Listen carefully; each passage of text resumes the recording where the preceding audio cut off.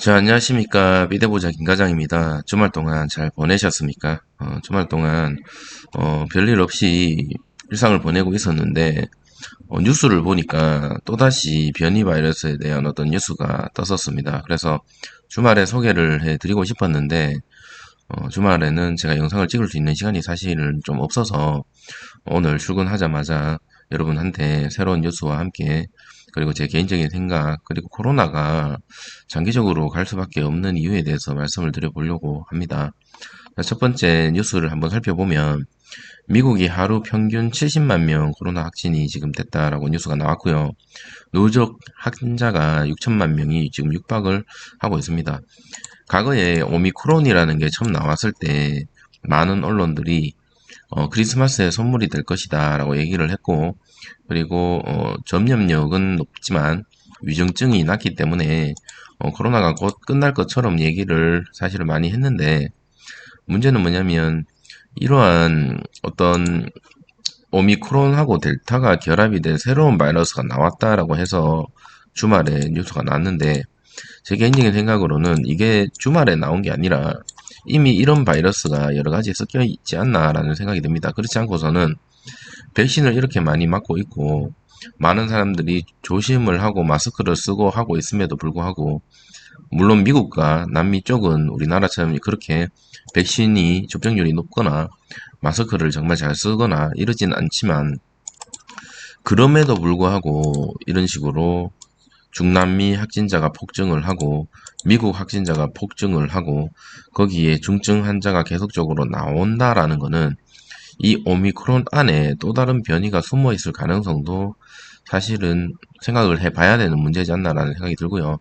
그렇다라는 거는 오미크론이기 때문에 별거 아니기 때문에 백신을 맞지 않고 그냥 한번 걸렸다가 낫는 게 더 낫다라고 생각하는 게 조금 위험하지 않나라는 생각이 듭니다.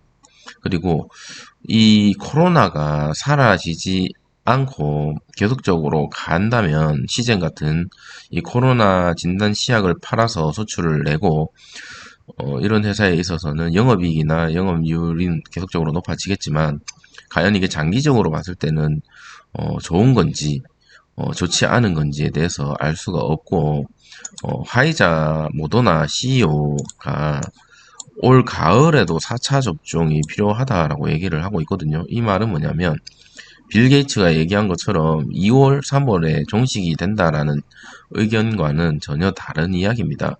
모더나 CEO가 코로나19는 사라지지 않을 것으로 보여진다고 얘기를 하고 있고, 오미크론 백신 지금 개발 중이라고 얘기를 하고 있습니다. 이게 정말 웃긴 이야기인데, 많은 사람들이 이 모더나 화이자가 약을 팔기 위해서 정말 이 오미크론이 별거 아닌데 백신을 맞춘다라고 얘기하는 사람들이 있고요. 그게 아니라 오미크론도 이 전염력이 강하고 그러다 보면 중증력이 높아지기 때문에 백신이 필요하고 예방이 꼭 필요하다라고 얘기하는 무리가 있습니다. 그런데 전 세계 뉴스를 보면 우리나라 포함해서 사실은 백신을 계속적으로 강요를 하고, 특히 어떤 기업에서는 백신을 맞지 않으면 회사에서 고용 해제를 하는, 스타벅스도 그렇죠. 의무화를 해버리고 이런 거를 봤을 때 음모론보다는 우리가 생각지도 못한 이 오미크론이 생각보다, 이 코로나 바이러스가 생각보다 더 심각하다라는 데 저는 의견을 좀 더 두고 싶습니다. 음모론, 이 백신을 팔기 위해서 모두 맞추겠다라 보다는 이 생각보다 코로나가 심각하기 때문에 전 세계 전 나라에서 이렇게 백신을 강조하는 게 아닐까라는 생각이 듭니다. 물론 백신을 맞는다고 해서 전염이 안 되는 게 아니죠. 여기 보시는 것과 같이 오늘자 뉴스인데요. 3차 백신을 모두 맞았음에도 불구하고 이 아이돌 중에서 4명, 4명이나 확진이 됐다고 합니다. 그 말은 우리 국내에서 지금 하고 있는 방역 패스죠.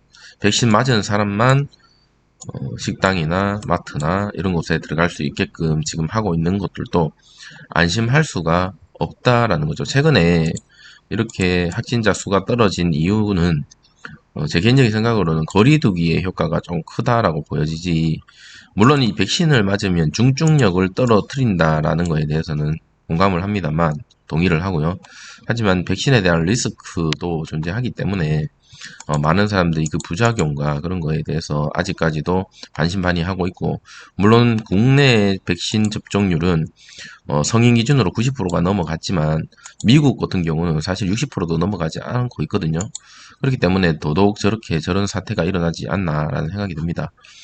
추가적으로 이제 이번 주죠. 이번 주에 지금 이러한 상황을 가지고 있고, 시젠 같은 경우는 이 기술 수출 소개팅이라고 하는 이 JP 모건 컨퍼런스에 이제 수요일 날 발표하게 됩니다. 특히 천정용 대표가 나와서 얘기를 할 건데, 아마 일상적인 진단 분자의 중요성을 강조할 것 같고, 거기에 따라서 앞으로 이런 질병들, 그리고 동식물에 대한 질병, 암 진단 이런 거에 대한 미래 제시를 할 것으로 저는 개인적으로 기대가 되고, 그리고 시젠이 가지고 있는 기술력이 있죠. 20년간 모아두었던 그 기술력, 시젠의 에이오스 분자 자동화 시스템이라는 이 기술력은 결론적으로 이 메타버스나 AI 쪽 분야랑도 어떻게 보면 교집합에 속하는 그런 기술이지 않을까라는 생각이 듭니다.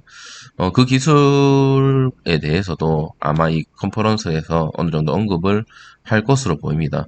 시젠이 지금 가장 중요한 거는 코로나 진단 시약만 파는 회사가 아니다라는 거를 이번 주에 강력하게 어필을 할 필요가 있다고 저는 보여지고, 그러한 어필은 결론적으로 수출, 호재와 어떤 재무제표의 우수성, 그리고 수익의 점침적인 상승, 그리고 코로나가 사라지더라도 떨어지지 않을 것 같은 그런 단단한 기술력 같은 것들을 계속적으로 홍보를 해줘야 되는 타이밍이고, 그 타이밍이 이번 주다라고 저는 개인적으로 보여집니다. 그래서 발표자가 대행자가 아니더라고요.